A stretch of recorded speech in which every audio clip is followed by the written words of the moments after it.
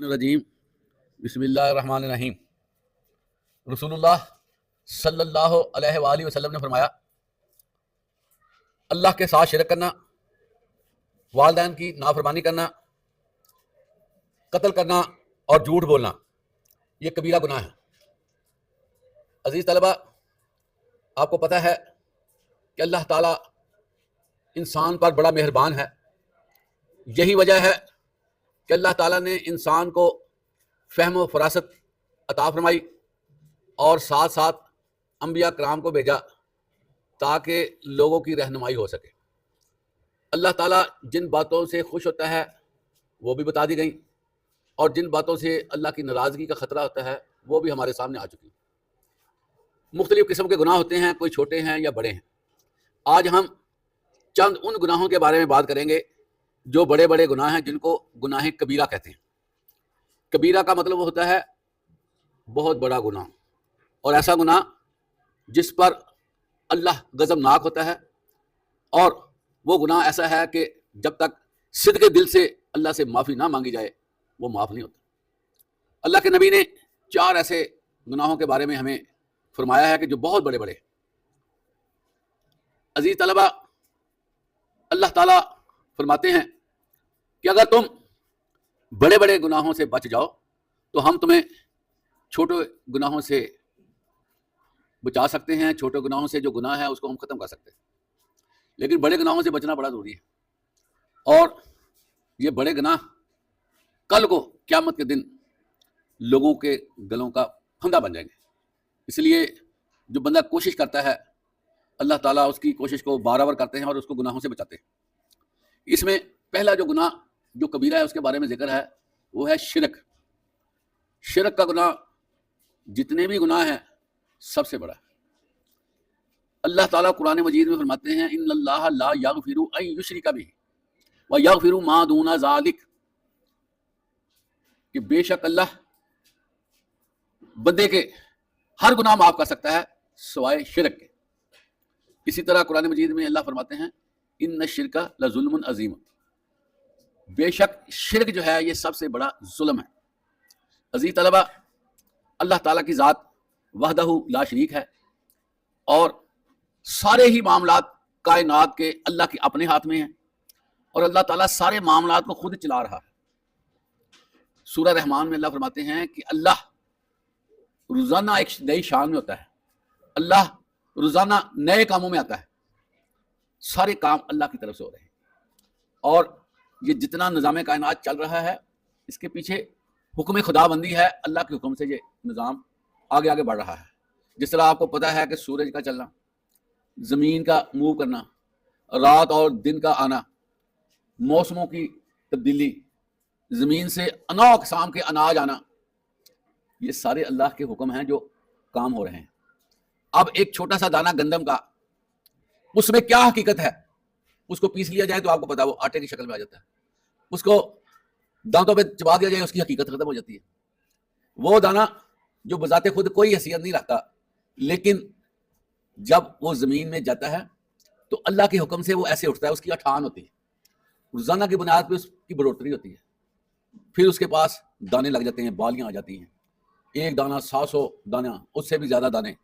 یہ ساری اللہ کی حکمتیں ہوتی ہیں جو چیزیں نظر آتی ہیں۔ کون سی ایسی سائنس ہے، کون سا ایسا پلانٹ ہے، کون سا ایسی مینوفیکچرنگ ہے کہ آپ ایک چیز ڈالیں اس میں 700 نکلیں؟ کوئی ایسا ہے؟ بلکہ جو پلانٹ میں ڈالا جاتا ہے اس میں ویسٹیج آتی ہے۔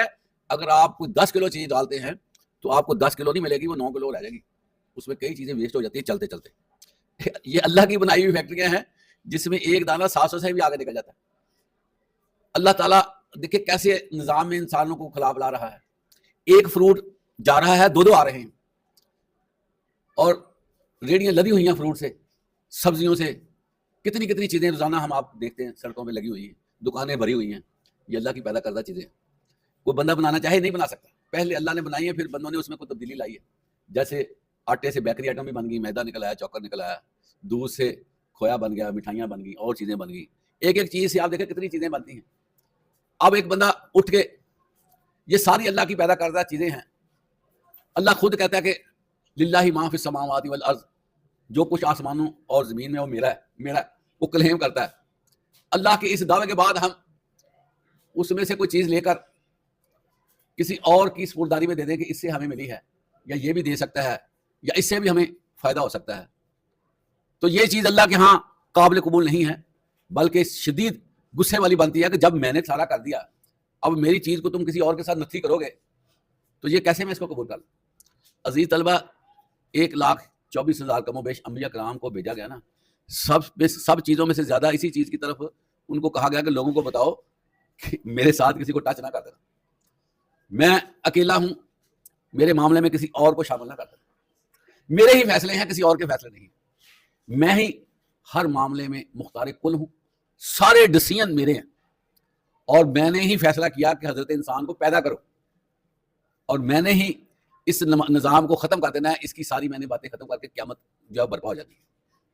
ٹھیک ہو گیا؟ تو اس میں عملداری کس چیز کی آتی ہے؟ اس میں کیسے ہم کہہ سکتے ہیں کہ کوئی اور بھی شامل ہو گیا؟ عقل مانتی ہے، ذہن مانتا ہے، شعور میں یہ چیزیں آتی ہیں؟ آتی نہیں ہیں کہ اللہ تعالیٰ مالک الملک ہو اور کسی اور کو بھی ہم آگے تھوڑا سا بھیج دیں تو یہ اللہ تعالیٰ کے ہاں وہ بندہ فارغ ہو جاتا ہے۔ اور مشرک کے لیے اسپیشل سزائیں ہیں، اسپیشل ٹریٹ ہونا مشرک، اور مشرک کو نا معافی نہیں ملنی۔ یہ اللہ کی اپنی غیرت ہے، غیرت کہ میں اس چیز کو برداشت نہیں کرتا۔ اس لیے آپ کو پتہ ہے عزیز طلبہ، سورہ اخلاص ہے جس میں یہ خود اللہ تعالیٰ نے کہا کہ کہو اللہ تنہا ہے، خود کہہ دیا تاکہ لوگوں کو یہ مسئلہ نہ رہے کہ پتہ نہیں، خود اللہ کہہ رہا ہے کہ کہو اللہ ایک ہے، اللہ بے نیاز ہے، اس کو کسی کی ضرورت نہیں ہے، سارے اس کے محتاج ہیں، وہ سب کا مالک ہے، سب کو دینے والا ہے، سب کا داتا ہے، سب کا دستگیر ہے، سب کو وہ ٹریٹ کرنے والا ہے۔ اسی طرح عزیز طلبہ، لم یلد، اس جیسا کوئی نہیں، نہ اس نے کسی کو جنا ہوا ہے، اس کے معاملات اپنے ہیں، اس کا کوئی انسانوں کے ساتھ کسی اور کے ساتھ تعلق نہیں، اور نہ ہی وہ کسی سے جنا گیا ہے، اس کی کوئی نسل نہیں آگے پیچھے، وہ بالکل اپنے طور پر ہے ازل سے۔ اسی طرح اس کا کوئی ہمسر بھی نہیں ہے، ہمسر کا مطلب ہی شریک ہوتا ہے، اس کا کوئی شریک نہیں ہے، اس کے ساتھ کوئی ساجی نہیں ہے، کوئی اس کے ساتھ کمپینین نہیں ہے کہ وہ کوئی اس سے مشورہ لیتا ہو، بالکل اللہ کی اپنی حیثیت ہے۔ اس حوالے سے اللہ تعالیٰ نے کلیئر میسج دیے۔ حدیث میں آتا ہے جس شخص نے خلوص سے، محبت سے، دل و جان سے یہ کلمہ پڑھا لا الہ الا اللہ، آپ فرماتے ہیں وہ ضرور بخشا جائے گا، اس کو ضرور جنت ملنی ہے، کیونکہ اس نے یہ اقرار کر لیا کہ اللہ کے علاوہ کوئی نہیں، باقی اس سے گناہ ہوئے ہیں، کوئی مسئلہ بنا، اس کی الگ سے طریقہ کار بنا ہے، لیکن بنیادی طور پر وہ اس چیز میں کلیئر ہو گیا کہ یہ اب ہمیشہ والی جہنم میں نہیں رہے گا۔ یعنی کہ صرف چند کلمے پڑھنے سے نا، اقرار کرنے سے، وہ جو ہمیشگی والی جہنم کی باتیں اللہ فرماتا ہے نا خالدین فیہا، اس سے بندہ نکلتا ہے، چند الفاظ سے نکل جاتا ہے۔ باقی پھر بندہ محنت کرے، غلط چیزوں سے بچے، نماز کی پابندی کرے تو جہنم کے بارے میں بالکل ہی ختم ہو جائے گی بات۔ لیکن یہ ایک بڑا ایج ہے انسان کے پاس کہ وہ شرک کو سرے سے ختم کر دے، اگر وہ ہو گیا نا، اس کا ایک معاملہ تو سیدھا ہو جاتا ہے کہ وہ پکا جہنمی نہیں ہے۔ اللہ چاہے تو اس کے سارے گناہوں پہ معافی کی قلم پھیر دے، چاہے تو تھوڑی بہت اس کو سزا، جو اللہ کا نظام، لیکن اللہ تعالیٰ ہمیں ہر سزا سے بچائے اور ہمیں صحیح طور پر عمل کرنے کی توفیق عطا فرمائے اور ہمیں شرک سے بچائے۔ یہ جو قرآن مجید میں اللہ فرماتے ہیں انما المشرکون نجس، بے شک یہ جو مشرک ہے نا، یہ گند ہے، گند۔ نجس کا مطلب ہوتا ہے بڑی ہی بدبودار، جس میں جو ہے نا وہ چیز ہو، اس کو نجس کہتے ہیں۔ آپ نے دیکھا ہوگا عزیز طلبہ، کئی ایسی چیزیں ہوتی ہیں ہم اس کو ہاتھ لگائیں اسمیل آتی ہے، صابن سے دھونے صاف، بہت سی چیزیں ایسی ہوتی ہیں جو ہاتھ کو لگ جائیں صابن سے دھونے سے نہیں ختم ہوتی، بندہ سونگتا ہے دوبارہ سے بو آتی ہے، بندہ سونگتا ہے دوبارہ سے بو آتی ہے، 6 دفعہ سونگتا ہے بو آتی ہے، وہ ہے نجس، وہ ہے گند، جس کو مشرک کو کہا گیا انما المشرکون نجس، مشرک گند ہے، انتہائی ڈی ویلیو کیا گیا۔ خواہ بڑے بڑے اچھے بھی کپڑے پہنے ہوں گے، بہت کچھ کرتا ہوگا، لوگوں میں بانٹتا بھی ہوگا، دیتا بھی ہوگا، لیکن اللہ کہتے ہیں نجس، گند ہے، گند، ختم، اس کی کوئی ہسٹری نہیں۔ اس لیے عزیز طلبہ، سب سے پہلے ہمیں شرک کے بارے میں ایک تو مکمل آگاہی کرنی چاہیے کہ شرک ہوتا کیا ہے، دوسرا ہے کہ یہ زندگی میں تہیہ کرنا چاہیے کہ یا اللہ مجھ سے شرک نہ ہو جائے، میں تیرے علاوہ کسی اور کی طرف نہ چلا جاؤں، کسی اور کی طرف نہ جھک جاؤں، کسی اور سے نہ مانگ لوں، میں کسی اور کو اپنا رب نہ بنا لوں، کسی اور سے توقعات نہ رکھوں، میری توقعات ساری تیرے لیے۔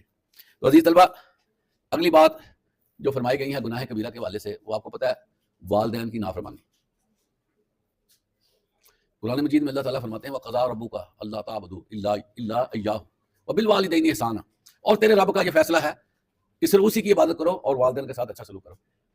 عزیز طلبہ، والدین کی اللہ کی شان کتنی زیادہ ہے پتہ آپ کو، ہم اللہ کی شان کا اندازہ نہیں کر سکتے، لیکن اللہ تعالیٰ نے اپنے ساتھ والدین کو نتھی کر دیا۔ اس طرح دیکھیں کہ والدین کو کہاں اللہ لے گیا، کہاں لے گیا اللہ تعالیٰ، کہ بالوالدین احسانا، ان کے ساتھ نرم رویہ اختیار کرو، محبت بھرا رویہ اختیار کرو، ان کے ساتھ زبان ذرا دیکھ کے سمجھ کے استعمال کرو، ان سے آنکھیں جھکا کے بات کرو، ان کے آگے اپنے کنوں کو جھکا دو، ان کے نرم اپنے آپ کو کر لو. یہ کہا جا رہا ہے بالوالدین احسانا.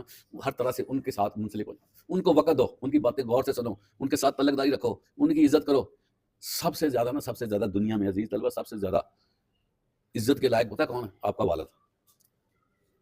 8 کروڑ 8 ارب بندے نا، 8 ارب بندے، ان میں سب سے زیادہ جو قابل عزت ہے وہ آپ کا باپ ہے. پتا اتنا اہم ہے آپ کا باپ. ہر انسان سے اہم ہوتا ہے باپ، لیکن ہم باپ کی اہمیت کو نہیں سمجھتے، کہتے ہیں کوئی نہیں سب کے باپ ہے، کبھی بات مان لی کبھی نہ مانی اور ادھر ادھر کرتے رہے تو یہ کبیرہ گناہ ہو جاتا ہے.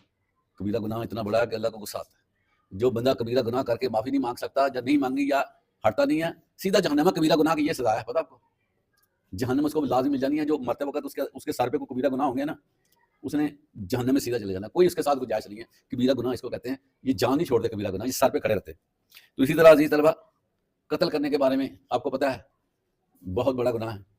دنیا میں جو فرد آتا ہے نا، جو فرد آتا ہے کیا وہ خود ہی آ جاتا ہے؟ هو الذی یصورکم فی الارحام کیف یشاء. وہ اللہ ہے جو ماں کے رحموں میں جس طرح چاہتا ہے تمہاری شکل بناتا ہے. یہ شکل ایسے نہیں بن گئی، آٹومیٹکلی شکل نہیں بن گئی بندے کی کہ یہ وہ شادی ہوئی تو بچہ ہو گیا. نہیں، اللہ کہتا ہے میں تمہارے نقش بناتا ہوں، تمہاری آنکھیں بناتا ہوں، تمہارے کان بناتا ہوں، تمہارا سر بناتا ہوں، تمہارا دماغ بناتا ہوں، تمہارے دل بناتا ہوں، تمہارے پاؤں بناتا ہوں، تمہارے ناخن بناتا ہوں، تمہاری ہر چیز میں بناتا ہوں. الذی یصورکم فی الارحام کیف یشاء. مصور ہی کہتا ہے اللہ نے یہاں مصور کہا. کیا کہا ہے؟ مصور وہ ہوتا ہے جو چیز کو خوشی سے اور بہترین بناتا ہے. ایک ہوتا ہے عام سا بندہ، کاغذ پینسل پکڑا کو بنا دیے، نہ شکل نہ کوئی اور بنائی. اللہ کہتا ہے نہیں، میں نے تصویر کشی کی ہے، تصویر کشی کی ہے میں نے، تیرا نقشہ بنایا ہے اپنے ہاتھ سے. دیکھو وہاں پر اللہ تعالیٰ نقشے بنا رہا ہے جہاں پر کوئی روشنی نہیں ہے، کوئی وہاں پر سیٹ اپ نہیں ہے. وہاں پر اللہ تعالیٰ نقشے بناتا ہے، بندوں کے چہرے بناتا ہے، خوبصورتیاں بناتا ہے. انسان کے بچے سے زیادہ دلکش کائنات میں اور کوئی بندہ نہیں ہے، اور کوئی مخلوق نہیں ہے. یہ ذہن میں رکھ. اللہ کہتا ہے میں بناتا ہوں. ٹھیک ہے. اور پھر اگلی بات آتی ہے کہ اس کو مارنے کا حق بھی میرا ہے. اس کو مارنے کا حق کسی اور کا حق بھی نہیں ہے کہ بندہ کہے کہ نہیں جو اللہ نے بنا دیا میں اس کو قتل کر سکتا ہوں. جس طرح نمرود نے کہا تھا کہ میں مار سکتا ہوں، زندہ کر سکتا ہوں. اس نے جو پھانسی کی سزا کا بندہ تھا اس کو پکڑ کے جو ہے وہ آزاد کر دیا، اور جو آزاد تھا اس کو قتل کر دیا. دماغ اس کا خراب تھا نا. اسی طرح عزیز طلبہ جو بندہ اللہ کے بنائی ہوئی چیز کو مارتا ہے نا، ایسے ٹھا ٹھا کر کے مارتا ہے، غصہ ہو جاتا ہے اللہ کہ تیرا کیا حق تھا تمہارا. ایک بندے کا قتل ساری کائنات کا قتل ہے. پتا آپ کو ایک بندے کا قتل ساری کائنات کا قتل ہے. ایک بندے کا بچانا پوری کائنات کو بچانے کے مترادف ہے. کتنا اہم بندہ ہے. اللہ کہتا ہے نہیں نہیں میرا بندہ ہے، میں نے اس کو مارنا، میں نے اس کو پیدا کیا، میں نے مارنا. اور جو قتل کرے گا نا قیامت کے دن اس کے ساتھ قتل ہی ہوتے رہنا. اس نے جس آلے سے جس بندے نے قتل کیا ہے اسی آلے سے اس کو بار بار گولیاں لگائی جائیں گی. اگر اس نے چاقو سے تلوار سے کیا تو بار بار اس کا اس طرح کیا جائے گا جس طرح اس نے کیا. اب اندازہ کریں ایک بندہ قتل ہوا وہ تو مر گیا، لیکن جس بندے نے قتل کیا ہے اس کے ساتھ اب پھر جو قیامت کے دن ہونا ہے، اندازہ کریں 50,000 سال کا دن، اس کو ایسے اچھا اس نے نا اٹھتے ہی جب قیامت آنی ہے نا سب بندوں نے اٹھنا ہے نا، سب بندوں نے اٹھنا. جس نے جو کیا ہوگا اس کے ساتھ ویسے ہونا شروع ہو جانا. کسی نے قتل کیا ہے نا اس کے ساتھ فوراً قتل والا معاملہ شروع ہو جانا. جب آپ صلی اللہ علیہ وسلم معراج پہ گئے تھے نا، جو جس نے جرم کیا تھا نا اس کی سزا دکھائی گئی. سمجھتا کہ نہیں؟ ہر بندہ جو جرم جس نے یہاں کیا ہوگا اس طرح کی سزا ان کو وہاں پر ملتی ہے. جو چگلیاں کرتے ہیں، جو غیبتیں کرتے ہیں، ان کے ناخن بڑے ہوں گے، اپنے آپ کو چھیلتے ہوں گے، ایسے چھیلتے ہوں گے. اسی طرح مختلف سزاؤں کا ذکر آتا ہے معراج پہ جب آپ گئے تو قتل کرنے والے کو پھر اسی طرح قتل. اسی طرح جو یہ جو خودکشی کرتا ہے نا اس کا ساتھ بھی یہی ہے، وہ بھی یہی آتا ہے قتل کے جملے میں کہ تم نے کیوں اپنی مرضی سے اپنے آپ کو ہلاک کیا. میں نے تمہیں زندگی دی ہے نا، تم کیا حق رکھتے ہو اپنے آپ کو پھانسی لینے کی؟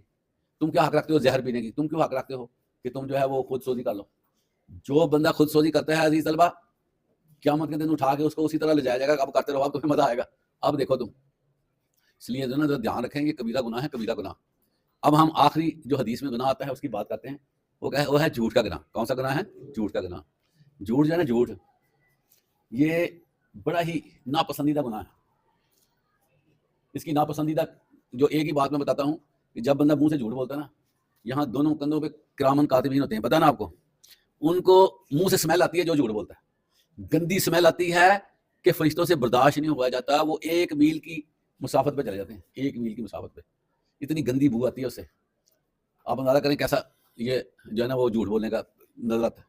اسی طرح جو جھوٹ بولنا ہے یہ انسان کی عزت کو برباد کر دیتا ہے. جو بندہ جھوٹ بولتا رہتا ہے نا اللہ کے ہاں اس کا لکھ لیا جاتا ہے یہ جھوٹ ہے، یہ جھوٹ ہے، اندازہ کریں. اور جھوٹ بولنے والا کبھی بھی خوش نہیں رہ سکتا، پتا آپ کو، اس کو غم لگ جاتا ہے کہ میں نے جھوٹ بولا ہے. کہتے ہیں ایک جھوٹ بولنے کے لیے، اس کو چھپانے کے لیے 100 اور جھوٹ بولنے پڑ جاتے ہیں. تو یہ جو جھوٹ ہے نا، جھوٹ اس کا ایمان کے ساتھ تعلق نہیں ہے، سیدھی سی بات ہے. جو بندہ ایماندار ہے نا، جس کو ہم مسلمان کہتے ہیں یا مومن کہتے ہیں، اس کے ساتھ جھوٹ کا تعلق نہیں ہے. ہم سمجھتے ہیں کہ پتہ نہیں جھوٹ ہمارے ساتھ ہے، ہمارے ساتھ تعلق ہی نہیں. تو اس لیے جھوٹ سے کنارہ کشی کرنی بڑی ضروری ہے. سب سے فضول عادت جو ہے وہ جھوٹ بولنا. اور جھوٹ بولنے سے ہی ہم عمل سے نکلتے ہیں کہ ہم جھوٹ بول کے نکل جائیں گے، ہم جھوٹ بول دیں گے، ہم جھوٹ سے یہ ہو جائے گا. نتیجہ کیا نکلتا ہے؟ بندہ کام کرنے کے قابل نہیں رہ جاتا، اور بندے کے اندر پھر کوالٹی نہیں ہوتی، لوگ اس کا یقین بھی نہیں کرتے، کہتے ہیں یہ جھوٹا بنا ہے. تو آپ صلی اللہ علیہ وسلم نے یہ فرمایا کہ مومن، مسلمان، اس سے کوئی بھی گناہ ہو سکتا ہے، اس سے، لیکن یہ جھوٹ نہیں بول سکتا. لیکن یہ جھوٹ، اب آپ دیکھیں کہ ہم سب کیا کرتے ہیں دن بھر. کچھ تو ہو سکتا ہے جھوٹ کے فائدے ہوتے ہیں، کچھ بے فائدہ جھوٹ ہوتے ہیں. بے فائدہ ہم زیادہ بولتے ہیں، بعد میں کہتے ہیں ہم نے مذاق کیا تھا. مذاق کیوں کیا تھا؟ کیوں مذاق کیا تھا؟ تمہیں کسی نے کہا تھا مذاق کو؟ جھوٹ مذاق میں بھی نہیں ہوتا عزیز طلبہ. جھوٹ کسی طور پر اللہ کو پسند نہیں ہے. قرآن مجید میں اللہ نے کیا فرمایا پتا آپ کو؟ لعنت اللہ علی الکاذبین، جھوٹوں پر اللہ کی لعنت. اس سے بڑی بات تو نہیں ہے کہ جھوٹ بندہ بولتا ہے اللہ کی نظروں سے بھی نکل جاتا ہے. اس لیے جھوٹ کے بارے میں احتیاط بڑی ضروری ہے. بظاہر ہم نے اس کو اپنی زندگیوں کا حصہ بنا لیا ہے، لیکن یہ زندگیوں کا حصہ نہیں ہے، یہ بہت گند ہے. اور مومن کو چاہیے اس گند سے بچیں، جھوٹ سے اپنے آپ کو سائڈ پہ رکھیں. سچ جو ہے نا، سچ یہ بندے کو بڑھاتا ہے، بندے کا قد اونچا کرتا ہے. جھوٹ بندے کے قد کو اور پستہ کر دیتا ہے، اور پھر وہ لوگوں کے سامنے آتا تو ہے، لیکن اس کو لوگ پروٹوکول نہیں دیتے، اس کی عزت افزائی نہیں کرتے. وہ کہتے ہیں یہ بندہ 2 نمبر ہے. تو ہم سارا دن کاروبار میں کیا ہوتا ہے، جھوٹ پہ جھوٹ چل رہا ہے. سبزی والا، فروٹ والا، کاروباری لوگ، بڑے لوگ جو جہاں پر ہے، اللہ ماشاء اللہ وہ جھوٹ میں کافی ایکسرسائز کرتے رہتے ہیں. تو جس کے نتیجے میں ان کی عبادات بھی ختم ہو جاتی ہیں، اور وہ پھر ایسے ہی دنیا میں چلتا رہتا ہے، اس کی حقیقت ختم ہو جاتی ہے. اس لیے جھوٹ سے بچنا بہت ضروری ہے. اور یہ جو منافق ہے نا، منافق، اس کی نشانی بھی یہ بتائی گئی ہے کہ جب بھی بولتا ہے وہ جھوٹ بولتا ہے. تو آپ اس سے اندازہ کر سکتے ہیں یہ منافق ہے. اور منافق کو جہنم کے آخری جو گڑھا ہے نا، آخری گڑھا، ایک دفعہ ایک پتھر جو ہے وہ اس کے گرنے کی آواز آئی، تو صحابہ کرام کو بھی اللہ نے سنا دی. آپ صلی اللہ علیہ وسلم نے پوچھا اے صحابہ، یہ جو درم آواز آئی ہے یہ کس چیز کی ہے؟ صحابہ کرام کہتے ہیں کہ اللہ کو پتہ ہے یا اس کے رسول کو، ہمیں نہیں اس چیز کا. آپ نے فرمایا کہ 70 سال پہلے ایک پتھر جو ہے وہ جہنم میں گرایا گیا تھا. 70 سال پہلے گرانے والا پتھر اب جا گیا نا، وہ ادھر لگا. اوپر سے چیز آتی ہے، اس کی سپیڈ کا تو پتہ ہے نا آپ کو، تو کتنی نیچے اس کا گڑھا ہے. آخری گڑھا ہے منافق کا، آخری جو ہے نا بیسمنٹ اس کی، وہ یہ اس کی ہے جھوٹ بولنے والے منافق شخص کی. تو اس لیے بچنا ضروری ہے. یہ 4 چیزیں جو ہیں یہ بہت بڑی بڑی ہیں. ایک پہ ہی باتیں کرتے رہیں، ختم نہیں ہوگی. ساری باتیں جو ہے نا وہ اس پہ لگنے پورا دن لگ جائے. اس لیے عزیز طلبہ کوشش کریں، آپ کی ابھی ابتدائی زندگی ہے نا، ابتدائی زندگی، اس میں جو آتے آپ ڈالیں گے نا وہ ہو جاتی ہے. اگر نہیں ڈالیں گے تو دوسری پختہ ہو جائے گی. آتے تو پڑھنی ہے نا، 24 گھنٹے نا آپ کے پاس، 24 گھنٹے میں آپ نے کچھ نہ کچھ تو کرنا ہی ہے. اچھا کرنا ہے یا برا کرنا، دونوں میں سے ایک ہونا ہے نا. تو اگر آپ اچھے کی عادت ڈال لیں گے نا کہ میں نے اچھا ہی بولنا ہے، تو کوئی بات نہیں، اچھی عادتیں ڈالیں گے. پھر آپ کو جھوٹ سے نفرت ہونے لگ جائے گی، پھر آپ شرک کے قریب نہیں جائیں گے، پھر آپ والدین کی خدمت میں لگ جائیں گے. پھر کسی کے بارے میں آپ کے اندر انتقام نہیں آئے گا کہ میں نے اس کو قتل کرنا ہے. پتا ہوگا کہ یہ 2 بچے تھے حضرت آدم علیہ السلام کے، ایک کا نام قابیل تھا اور ایک کا نام حابیل. دونوں میں جھگڑا ہو گیا، مسئلہ بن گیا. تو قابیل کہتا ہے میں تمہیں قتل کر دوں گا. حابیل کیا کہتا ہے پتا آپ کو کیا کہا؟ اس نے کہا میں نے تمہیں قتل نہیں کرنا، میں کو تمہارا قتل اپنے ساتھ پہ لوں. اب دیکھیں اس وقت بھی بندے کو اللہ نے یہ سینس دیا ہوا تھا. اس نے کہا کہ میں نے تمہیں قتل نہیں کرنا، تم مجھے کر لو تمہاری مرضی، لیکن میں نے تمہیں قتل نہیں کرنا. چنانچہ اس نے آگے رجسٹر نہیں کیا. اس بڑے بھائی نے یا جو بھی بھائی تھا قابل، اس نے اس کو قتل کر دیا. اور کیا ہوگا؟ رہتی دنیا تک جتنے بھی قتل ہونے اس پہ بھی اس کا گناہ جانا ہے، کیونکہ اس نے شروع کیا. ایک حدیث میں آتا ہے عزیز طلبہ، اللہ کے نبی فرماتے ہیں قاتل بھی جہنم میں جائے گا اور مقتول بھی. کیوں؟ کہ ایک بندے نے قتل کیا ہے وہ بھی جہنم میں چلا گیا، جو مقتول ہے اس نے بھی کوشش کی تھی اس کو قتل کرنے کی، اس نے بھی، لیکن وہ قتل نہ کر سکا، قتل ہو گیا، دونوں برابر آ گئے نا. تو اللہ کے نبی فرماتے ہیں دونوں جہنمی ہیں. اس لیے اس وقت ابھی دنیا شروع ہوئی تھی تو حابیل نے کہا میں نے تمہیں قتل نہیں کرنا، بچ گیا، اس نے قتل نہیں کیا، اللہ نے اس کو بچا لیا. بڑی بات، وہ بچ گیا. وغیرہ جو بندہ قتل کے لیے آتا ہے وہ کہتا ہے میں بھی. تو عزیز طلبہ ان چیزوں سے بچنا ضروری ہے. جتنا بچیں گے اتنا ہی ہم صاف ستھرا رہیں گے، ہماری زندگی اچھی بن جائیں گی، اور آخرت میں انشاءاللہ تعالی اللہ تعالی ہمیں ضرور کامیاب کرے گا. وآخر دعوانا الحمدللہ رب العالمین.